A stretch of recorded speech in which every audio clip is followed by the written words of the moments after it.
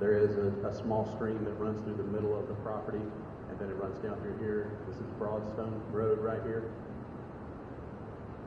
And just as we did on the existing site, we investigated the issues with floodplain in this area. Again, the green space, or green area, represents floodway. The blue is the floodplain, and the magenta is the 500-year floodplain. And when there's nothing on the site, that represents that it's neither in the floodplain, it's above the 500-year floodplain, so it's elevated above that area. So we went through that same option of investigating different site configurations on the site. One of the questions that's come up is, were we able to fit all of the new facility to the plan south of this trout stream? And yes, we are. In both instances, a building of between 70 and 75,000 square feet will fit easily on that site and accommodate the new construction. So this would be a one-story solution right here. We would prepare a new well in this area, and then the septic field would be located just to the plan north of the stream that's on there. And ironically, the stream, or this area here, is actually the best for the septic field location. So when they did this, when the soil scientist was out there, they were able to determine that is the best area. This stream would not be impacted. There will be a small bridge to access this area over there. Again, we would be required to elevate the building above the floodplain in areas that are in the floodplain. The site itself is sloping gently back this way, so that the minimum elevation it would be 2 feet above that base flood elevation. And the second option that we investigated was doing a two-story building, and there are many, many more options that are available out there. This solution actually works the exact opposite. We're pulling the building forward and pushing the parking to the rear, but a two-story solution fits here, adds a little more green space to the site.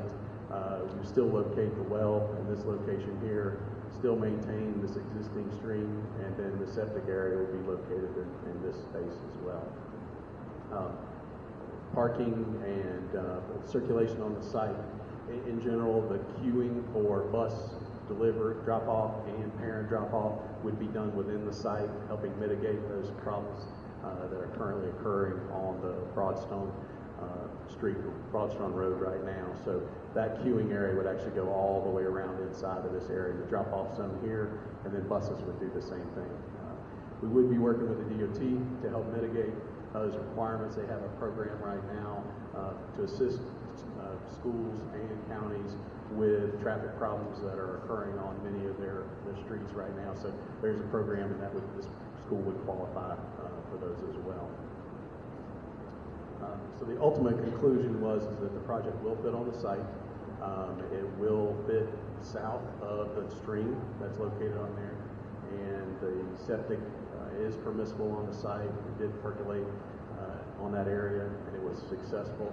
And we are going through each one of these conditions in the due diligence, so that it's a very careful and orchestrated study of the site to make sure we're not spending any money that's undue.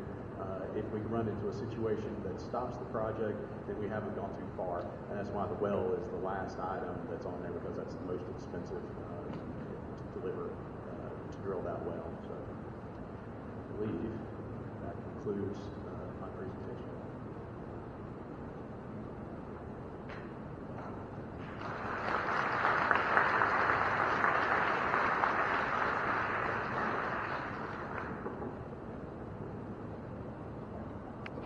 Thank you, Chad. Again, if you would like to speak to the Board of Education and to our county commissioners, I would encourage you to sign up in the sign-up sheet over there. Okay, great. Dr. Smith, if you wouldn't mind to have a sign-up sheet, if you wouldn't mind to bring it over.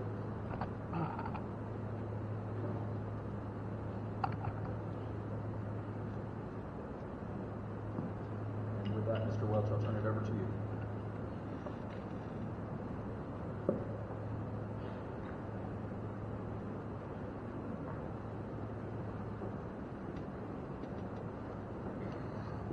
All right, we've got some good handwriting here tonight. I really appreciate that.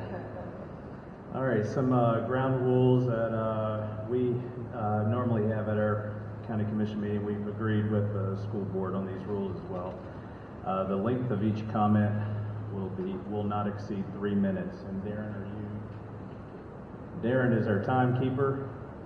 If you exceed 3 minutes, he'll throw his bottle of water at you. Will you give like a 15 or 10 minutes? He'll raise his hand at 15 seconds remaining. Comments are to be directed to both boards. This forum is intended to provide both boards an opportunity to hear citizens. This is not intended for the boards to answer questions. Speakers are expected to be civil in their language and presentation and not engage in slander or name calling. And once we're finished with this meeting, we will all still be around. So if you have questions of us, feel free to come up to us, and we'll also field emails that we've done the last few months. This is not your only chance to reach out to us. This is just a fun party here at Valle Crucis. So with that being said, all right, our first speaker, Ms. Mary Mast.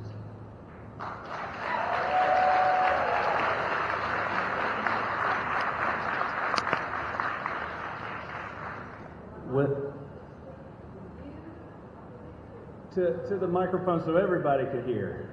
And one more thing that brings up a good point. No clapping or booing. Well, we're trying to make this a civil forum, so just come up to the microphone, and Ms. Mast, go right ahead. Well, as I said, I'm not sure who I'm speaking to. I guess I'm speaking to y'all. And tell me if you can hear me. Is this okay? I wanted to make 2 points. One is that a lot of the people making comments seem to think that the Hodges property, which is now a beautiful pasture, will remain a pasture if the school doesn't go there. That will not happen. Now that it is known that that land is for sale, something will go there. I can think of a dozen things I don't want to go there. You can too. You can too. So my first point is, I want that school there as a protection. I don't want some of these undesirable uses of the property to come about.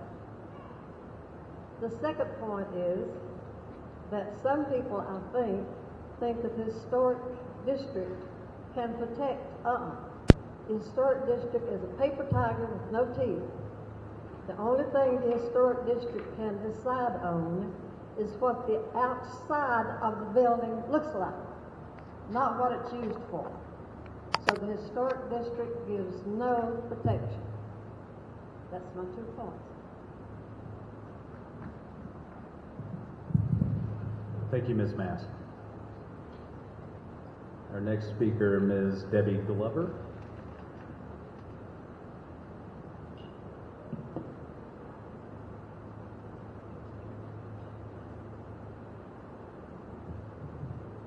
That was my first line. I'm Debbie Glover. And at the end of this year, I will have been at Valle Crucis for 29.92 years. So I see a lot of familiar faces and families, and that kind of brings me to my point. I love my drive to Valle Crucis every day. I'm not fortunate enough to live here, but I do get to come here and work every day. And I get to watch the students enjoy this beautiful environment. And the way I see it, this exact environment is not a viable environment anymore for our school. I've been here through a lot of floods, and that one back with the ark, with Noah, I was there.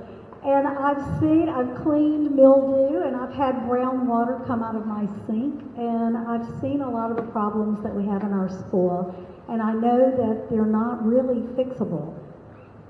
To me, if you can't have this paradise, let's go for a paradise that's nearby. Let's go for the next best thing. And let's give that to our children. Let's put the children first. I see all of you that I've seen for 25, 29 years coming back, and it's beautiful. And I'm telling you, to have the Creek for Creek studies, to have the beautiful land out there to play on, just to have this sweet, sweet spot. I think if you can give that to the future, that would be awesome. And I think if you think a school is an invasion in any way, physical or in any other way, come and spend the afternoon on our playground and listen to those little voices and see those children playing. Our communities, our churches, our inns, our general stores, and our schools are the places of pride for our communities. So I think it should be an honor to host Valle Crucis in this area. Thank you very much. Our next speaker, Mr. Lyle Schoenfeld. Thank you. I'm Lyle Schoenfeld. I'm chair of the steering committee, ValleCrucis.net. My family and I have lived in Valle Crucis and now the Valle Crucis area for over 20 years. Our daughter is a proud alumni of this school. Let's be clear, everybody wants a new school, and they want it in Valle Crucis. In late July, we launched ValleCrucis.net. The goal was a platform allowing residents to express concerns for the location of a new school. The question was posed as having the school at the current location right here, supplemented by Valley Landing or the Hodges property. The outcome far exceeded our expectations. Over 380 citizens have submitted petitions, and I have copies of those for both the school board and the commissioners. Over 120 petitioners have offered comments. These comments are heartfelt and unprompted and express many concerns about the Hodges property. By way of summary, one of the first concern has to do with the historic character of Valle Crucis and what a school located on the Hodges property would mean. The second are environmental concerns, recognizing that both sites are in the floodplain. Of Hodges, less than 1.5 of 14 total acres are above the floodplain. Don't get me started on flooding. It's bad now, and we all know it's going to get worse. Third, traffic is a major concern. Fourth, moving to the Hodges property would have a negative impact on the economy of the area. And fifth, the school board and the county commissioners are overpaying for the Hodges property at $78,000 an acre. It's worth a lot less than the $1.1 million being offered. My favorite comment is, quote, "My most important question about the current proposal is this: what kind of message do we want to send to the many students who will go to the new school?" Unquote. Basically, the Hodges site is a lousy location. We've concluded that the site could be rebuilt at other locations that we've identified. In particular, River Run Farm is available. Our mantra is sometimes everyone can win. We are hoping that the boards will be open-minded and creative, and this will come to pass. Thank you, sir. Our next speaker, Mr. Ron Goodrich.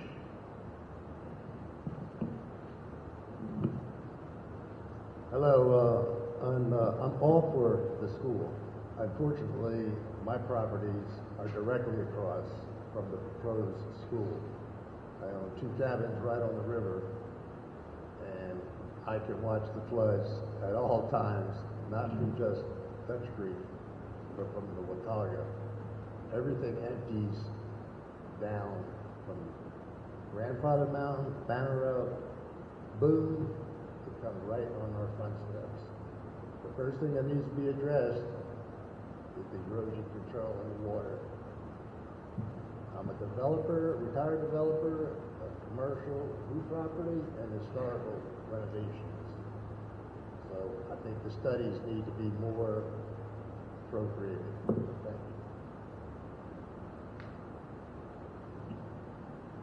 Thank you, sir. Next speaker, Bernard and Tessa Russo.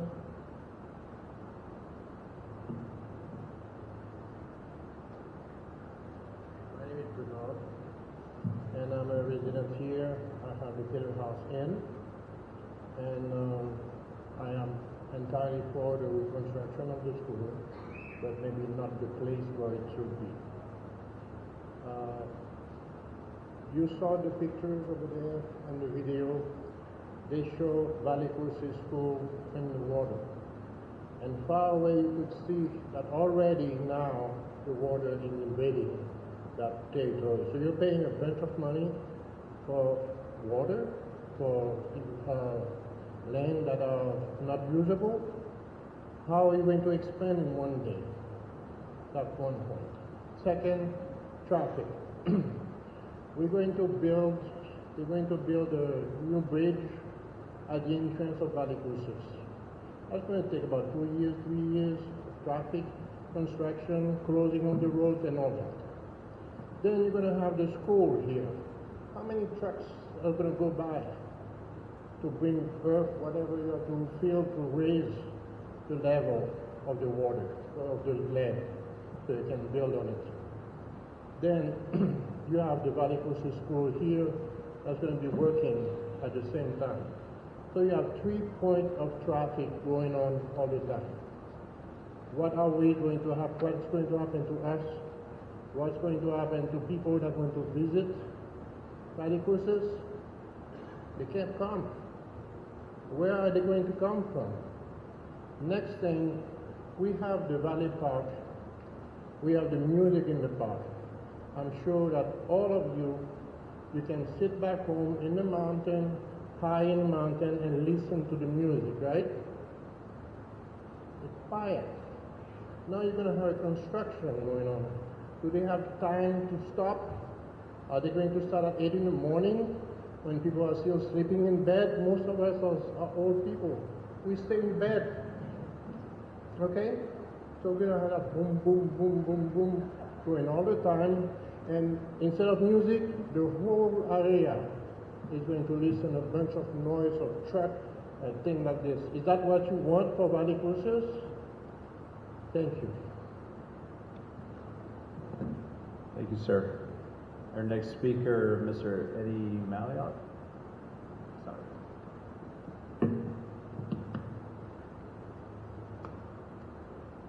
I had a speech all prepared tonight, and after I heard the very last speak, I don't have a speech anymore.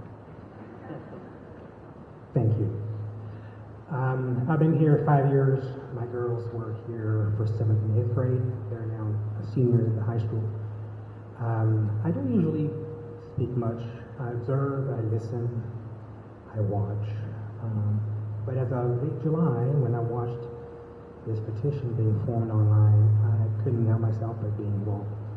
I cannot express how thankful I am of this presentation tonight from all of you, from the Board of Education, from the county commissioners, from the architect. Thank you. I had no idea all the details that went into this, and now I leave this facility with a much better understanding of how much work and due diligence you all have provided all of us tonight. So for that, I thank you. I also want to express that a petition, by its inherent definition, is a divisive process. Even though we have a democratic approach to our systems, I appreciate the fact that there is somebody who does not favor the new site. However, a petition divides people. And I think that the overwhelming group that lives here in Valle Crucis is in huge favor of the new site. It provides an environment for children that in itself will write a page in history, and in the next 100 years will become the historical building itself. So again, I want to thank you all for providing us with such great details and great information, and I sure hope that the new site will be where we're going to have our new school. Thank you. Thank you, sir. Our next speaker, we want to really mess this one up. Baruda Church, Don, please go ahead and school me.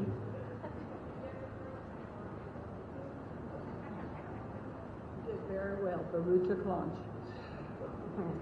That's right. Didn't know my handwriting was so bad until now. It was too nice. My family owns property directly across the proposed site. And I know that my younger sister, who will probably be the benefactor of all of that, has already made plans to turn it over to the Conservancy after her demise. She's also looking at buying some more property, or was looking at buying some more property close by, and she had the same intent. She's extremely environmentally conscious. And I think the general public is getting more and more environmentally conscious. I think we see all sorts of protests. And this is such a unique place. I do not live here, but have spent the last 5 summers here. Because it is such a pristine, peaceful, gorgeous, wonderful place, I can't even imagine it being altered. Now, talking about this site, the school is not built on this Hodges property, about the fact that it's something horrific might come in, some business we don't like. Well, it looks to me like this is a horrible site for a school, the current one, let alone a future one. Well, I think it would be hard to sell this property to anyone to sell it, period, for any kind of a business, because it is such a floodplain. It seems to me tonight that you have shown, the presentation was wonderful. It's like they said, I learned a lot. It seems to me you all have shown why not to build here, why we need to go a little further with the money, which sounds, the budget or the money that's proposed in buying this land, it seems to be so out of whack for the current values, that with that kind of a budget, if we had that kind of a budget, we ought to be able to find some land somewhere else that would be just as better. Now, I'm not sure if I have my facts right, and I probably don't, but I've heard that only about 1/3 of the Valle Crucis school children go to school here, that a lot of the others come from areas, so it seems like it would be such a huge impact for these children to be bused or taken a little further away, a place that's, this flooding business is just driving me crazy. I talked that long, well, sorry. But I mean, we're all looking at Dorian and holding our breath what's going to happen there. It just seems like Mother Nature is trying to drive us back. Thank you so much. Thank you very much. Our next speaker, Mr. Bill Presley. I live directly next to the proposed site and have done so for the last 35 years. The introduction of a new institutional building and all that comes with it will have a huge impact on all of us living close by. It will have massive driveways and parking lots, a new sewage and water system treatment facility required to service over 600 people, security lighting all night, every night, constant noise and traffic. It will not be pretty. The school building and pavement will create a vast area of impervious surface. This will lead to greater water runoff and flood potential to an already prone area, including my family's property, and even more so downstream to the Valle Crucis Park. The increased runoff and construction disturbance and sewage effluent will also impact the small trout stream that runs through the Hodges property. and the Watauga River and its whole ecosystem. Over $1 million, $76,736 an acre. Tax value is $7,416 an acre. That's 10 times less than the contract value. I'm not aware of any comparable acreage that is sold in Valle Crucis in this price range, especially in a special hazard flood area. I'd like to make sure that the appraisals are made public. In August, the superintendent made clear the Hodges site would have less than 1.5 acres completely out of the floodplain. The remaining acreage is in the special hazard flood area and subject to restrictions. 2014, the North Carolina Board of Education published guidelines to help local school systems plan facilities which maximize instructional opportunities for students. They recommend 10 acres for K through 6, 15 acres for grade 5 through 8.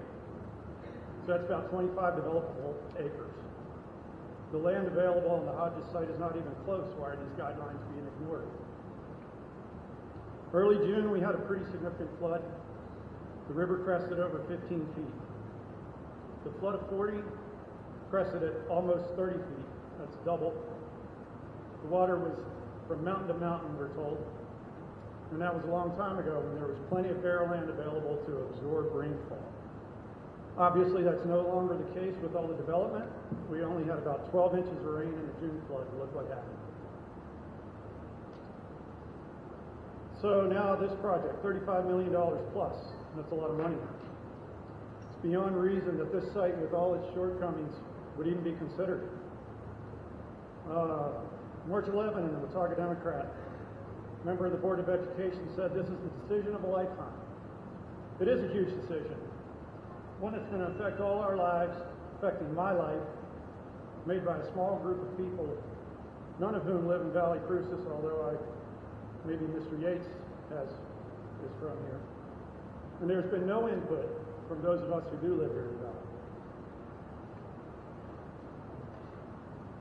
Thank you, sir. Our next speaker, Mr. Frank Berry.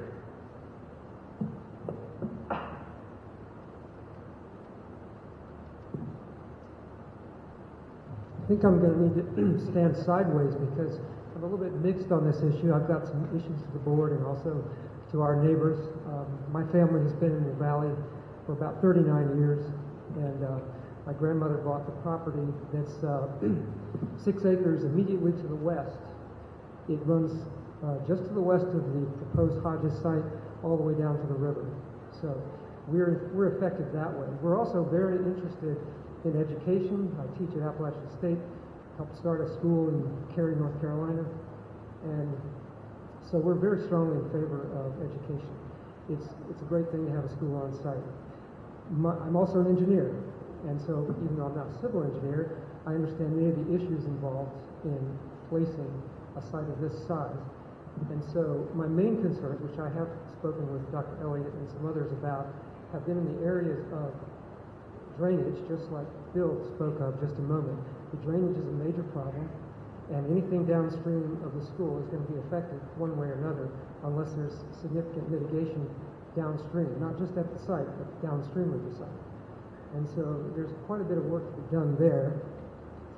I'm not clear on what made the decision, even though I know many of you are in favor of keeping the school in Valle Crucis. Just from an objective standpoint, I'm not sure why this site was chosen relative to the locus of all the students that attend the school. If you look at the map at the very beginning, which I couldn't read, I couldn't really see the top, but I think the school is up near the north central part, but the locus of the students, if you were to do a mass of population density, is much further south. That being said, I'm not against having a school in Valle Crucis. It's just this site seems to be rough. The second problem is, once again, the traffic, and I'll just reemphasize that. I don't see anything in the proposed plans that addresses the major traffic problem. And as being a neighbor, I see that there's issues with that I don't see how that can be really resolved very easily, given the fact that you're still in a floodplain. Yes, it's going to be a little bit higher, but as Mr. Preston said, we haven't seen anything yet. We may see a flood that's going to take this down too. But thank you very much. Thank you, sir. Our next speaker, Mr. Chase Ambler.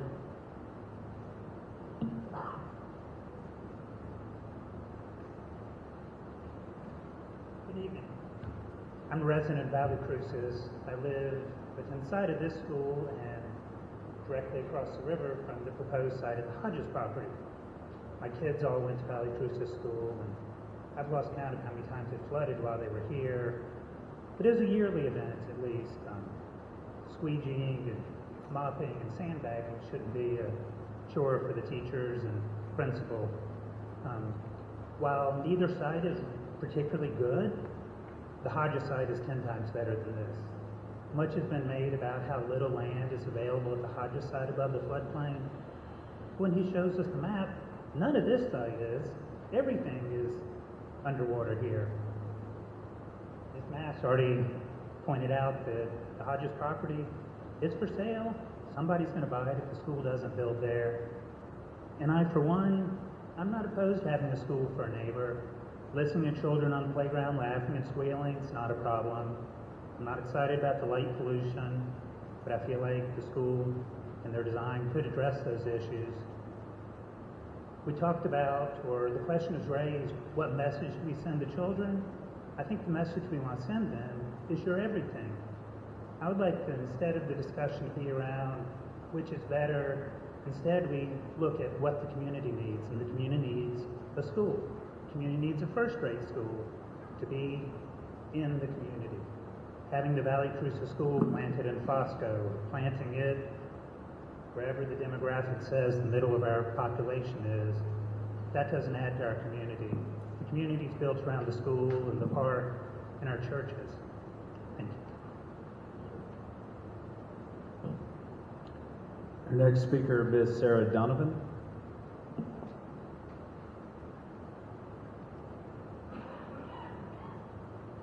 Hello, I guess my name is Sarah Donovan. I am actually the parent of a current first and fifth grader at Valle Crucis School. We are a second generation Valle Crucis family. My spouse and his siblings were Valle Crucis alum. They grew up actually just across the street pretty much from the school. And so this is a very special place for us and our family. And it means a lot to us that the school remain here in this section of our community. That's really important to us. I also want to reiterate what I think Mr. Mayo said earlier about the excellent work that has been done by the commission, and thank you for all of that hard work so that we can be better informed. But primarily, I think it's important that we leave that decision up to the experts who have that information and that knowledge base to be able to make that best decision.